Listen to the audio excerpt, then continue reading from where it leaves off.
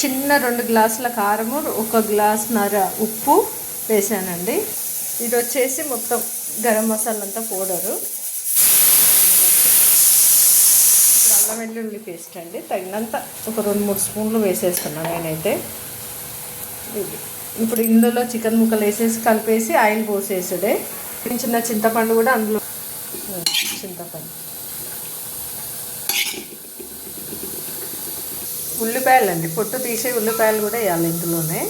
Chicken మొత్తం fry అయిపోయిందండి. ఈ ముక్కలు తీసిన తర్వాత ఇందులోనే పోపు వేసేయాలి చికెన్ చట్నీకి. ఇది కలిపేసేయాలి, ఇలా మొత్తం కలిపేసేసి ఆ నూనెలో ఫ్రై చేసేసి ఆ నూనె తెచ్చి ఇందులో చికెన్ ముక్కలు కూడా వేసి కలిపేయాలి. భలే ఉంటుంది. వేసి కొంచెం పట్టుపట్టు అనే వరకు ఆ స్మెల్ ఆయిల్లో పోతుంది, బాగుంటుంది. రియల్లీ లైక్ అది జరగాలి. కరివేపాకు జస్ట్ ఫ్రై అయిన తర్వాత జీలకర్ర ఆవాలు వేయాలి. జీలకర్ర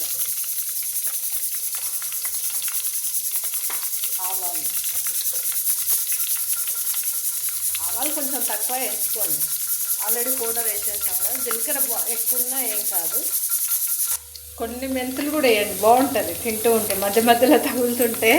మెంతులు అండి, కొన్ని జీలకర్ర, ఆవాలు, కరివేపాకు, కొన్ని మెంతులు వేసాను. కొన్ని ఆవాలు కొన్ని తక్కువనే వేసేసుకోండి పువ్వులో. మిరపకాయలు, ఆ మిరపకాయలు వేస్తారు, 2 మిరపకాయలు వేయకండి. కరివేపాకు ఏంటంటే ఆ పచ్చిది నూనెలో పోయి ఆ హెరము బాగుంటుంది స్మెల్, అందుకనేసి కరివేపాకు నూనెలోనే వేయాలి, బాగుంటుంది. మిరపకాయలు వేయకండి, 2 మిరపకాయలు వేస్తారు కొంతమంది. ఇది నిమ్మకాయ రసం అండి. నేను కిలో 100 గ్రామ్స్ చింతపండు పేస్ట్, ఒక 5 నిమ్మకాయలు ఈ రసం ఇందులో పోసేస్తాను. ఫ్రై చేసిన చికెన్ ముక్కలు కూడా ఇందులో వేసేయండి అండి. అంతా దీన్ని పట్టించేసిన తర్వాత అప్పుడు పోపు వేసిన నూనె ఇందులో పోయాలి. చేతితో కలిపేసేయండి, చేతితో కలిపితేనే బాగా ముక్కలకు అంతా పట్టేస్తుంది. అప్పుడు పోపు వేసుకున్న ఆయిల్ తీసుకొచ్చి ఇందులో పోసేయాలండి. ఇదంతా ఇలా ముక్కలకు పట్టించేసేయాలండి. ఇప్పుడు ఆ ఫ్రై అయిన నూనె తీసుకొచ్చి ఇందులో పోయాలి. సూపర్ ఉంటుందండి చికెన్. మనం పెట్టుకున్న డిఫరెంట్ కొనేదానికంటే కిలో చికెన్ ఇంత అయింది చూడండి. ఇప్పుడు ఆయిల్ పోస్తే దీనికి మోస్ట్లీ నిండుగా అయిపోతుంది.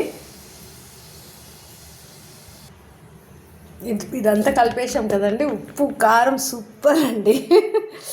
ఇక మనం చేసుకున్నదంటావా, అది కూడా తెలంగాణ వాళ్ళం. కారం మంచిగా కుమ్మి కుమ్మి ఉంటుంది. ఇప్పుడు ఈ ఆయిల్ తీసుకెళ్ళేసి అందులో పోసేయాలా. ఎస్, కొంచెం ఎండ్లోనే పోయండి, చికెన్కి ఏం కాదు. చట్నీలకైతే నార్మల్గా చల్లగైనా పోస్తారంట, ఏదైతే కొంచెం గోరెచ్చగా ఉన్న. ఇది చికెన్ పచ్చడి ఎలా అయింది, కరెక్ట్ సరిపోయిందండి ఆయిల్.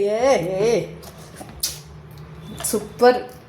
వీడియో తీసేది నేనే, అన్నీ నేనే కాబట్టి ఇక ఇవుడు చెప్పు, నేనైతే కనిపిస్తలేను. సూపర్ అయిందండి టేస్ట్ అయితే. నేను నాకాను ఇంత. మనకైతే ఏంటంటే కొంచెం నాకుతూ చేస్తేనే తెలిసిపోతుంది. కరెక్ట్ సరిపోయిందండి చికెన్ పచ్చడి. నేను ఇది ఇలాగే పెట్టేసి ప్యాక్ చేసినప్పుడు రేపు చూపిస్తాను దీని టేస్ట్ ఎలా ఉందో.